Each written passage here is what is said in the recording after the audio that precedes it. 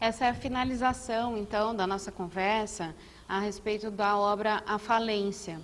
A gente teve uma paralisação, né, no vídeo anterior, então, só para a gente poder concluir a ideia.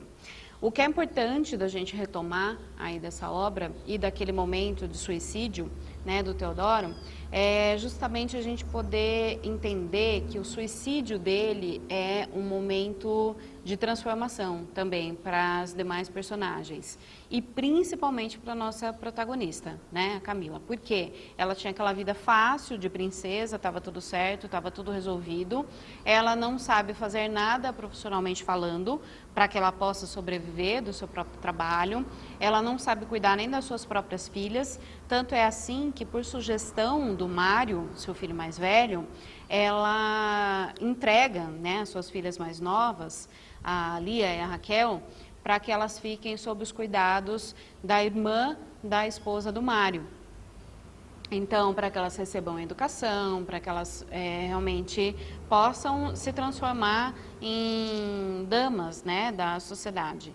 E aí ela abre mão das suas filhas. Então, ela fica assim meio perdida, né, dentro dela mesma. E aí acontece então que há o vislumbramento dela poder se casar com o Dr. Gervaso. Então agora que eu sou viúva, talvez, né, guarde, claro, o período de luto, que é também da conveniência social, mas que talvez eu me case. Ele tem uma condição financeira favorável, então todos nós estaríamos a salvo. Porém, a gente é apresentado, então, ao grande impasse do Dr. Gervaso, que é o fato dele ser casado, porém, ele não vive mais com a sua mulher, né? Eles se separaram fisicamente, mas não houve a separação oficial, até porque isso na época nem era algo que pudesse ser considerado, né? Por ambas as partes. Então, ele jamais poderia se casar, porque ele já era casado. Em contrapartida, um grande admirador da Camila também já não tem mais nenhum interesse nela, porque parece que ela virou nada, né? Ela não representa mais nada daquilo que ela poderia representar. Então, a gente vai observar que a Camila também poderia ter sido algo, né, incrível, maravilhoso na sociedade, mas acaba não sendo. Essa trajetória dela é interrompida. Então, como não há a possibilidade, né, desse casamento, elas acabam, né, se mudando do sobrado, então, lá que era da família, até porque ele, né, entrou no processo todo da falência, e elas vão morar na casa em que o Teodoro tinha deixado para a Nina. A Nina, lembrem, é a sobrinha da Camila, filha do irmão dela, né, que mora junto com ele, só que ela é entendida como uma empregada, né, uma empregada de luxo, mas uma empregada dentro de casa. E aí, no último aniversário dela, a filha deles, a Ruth, ela fala para o pai, olha pai, eu queria que a gente desse um presente, mas um presente que fosse realmente importante para a Nina, né? Não pode ser um vestido, não pode ser um chapéu, tem que ser algo que realmente seja importante para ela. E aí o pai dá de presente a escritura de uma casa.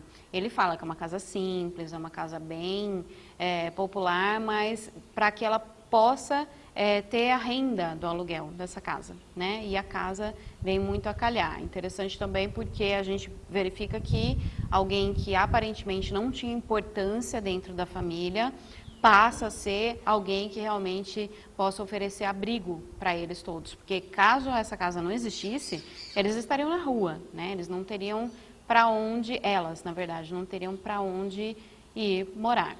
Então, para essa casa vão a Nina, a Noca, que é a negra que é liberta já, mas que é vista ainda como um objeto, né, como um ser inferior dentro da família, porém tem essa proximidade com a família, porque foi ela quem criou os filhos da Camila, a Camila, né, e a Ruth, que é a filha mais, na sequência, né, depois do Mário. As duas mais novas vão morar com a irmã da esposa do Mário.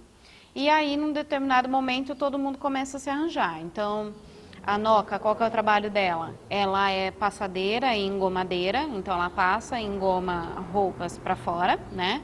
A Ruth se coloca a trabalhar também, ela começa a dar aulas de violino na vizinhança. E a Nina fica dividida entre os afazeres da casa e também ajuda a Noca lá nas tarefas de passar e engomar as roupas. E a Camila continua sem nada para fazer, né? Ela fica ali perdida. E aí, conforme ela vai se conscientizando da sua própria condição, de que ela não é nada, na verdade, ela só era alguma coisa ou tinha alguma posição em virtude do seu casamento, ela começa a se sentir incomodada com isso. E aí, numa das conversas, ela fala, né, a filha dela fala para ela: mãe, eu acho que chegou a hora de você mandar buscar suas filhas e aí você vai ser responsável pela educação delas, por alfabetizá-las, por criá-las, por educá-las, né, de fato. E de fato é o que ela faz, né, ela busca de volta, ela manda a Noca buscar as meninas e as meninas voltam para o seu convívio. Então, o que a gente vai observar? Uma reviravolta na trajetória das personagens todas, e essa trajetória é importante porque ela vai se transformar na possibilidade ali de sobrevivência delas. Para a Nina e para a Noca, tudo bem, porque essa já era uma realidade muito próxima a elas, ainda mais para a Noca. Mas para as meninas, as filhas, então da Camila para a própria Camila, isso era muito distante, né? E aí, por isso que eu falei para vocês no comecinho do vídeo, que é uma questão de empoderamento. E o empoderamento não nesse sentido tão distorcido que a gente relaciona hoje, mas com essa visão de que a mulher pode e deve se apropriar da sua própria trajetória e não deixar que os homens que digam ou que predeterminem ou então que definam o que elas sejam. Porque a Camila era muito fruto do meio dela, né? Os homens definiam o que ela ia ser, os homens definiam o que ela podia ou o que não podia. Vejam, a própria postura e formação cultural dela, quem deu foi o Dr. Gervásio, ele foi moldando, né, como disse aqui antes, o perfil dela ao seu próprio gosto. Então ela se colocou completamente à disposição ali dele, né? Tudo bem, eles se apaixonaram, mas essa questão de ela se deixar levar pelo gosto pessoal dele é algo muito pesado, né? É algo para a gente discutir. Claro, não poderia ser de outra forma que não fosse por uma autora discutindo isso conosco, né? Dificilmente a gente teria um Machado de Assis discutindo isso. A gente vai ter justamente o inverso, né? O tempo todo. Como a mulher é frívola, como ela é fútil dentro da sociedade na época. A gente até viu isso com a narrativa sobre a Camila, só que em determinado momento ela fala: não, agora chega, agora que eu vi que nenhum homem pode resolver os meus problemas e resolver a minha vida, então quem vai resolver sou eu, né? Então é uma narrativa pesada, eu diria, muito forte, muito significativa, principalmente para o momento que nós estamos vivendo, que vale muito a pena. Eu acho que é bem também interessante a gente pontuar isso, de ser lida, de ser discutida, de ser refletida.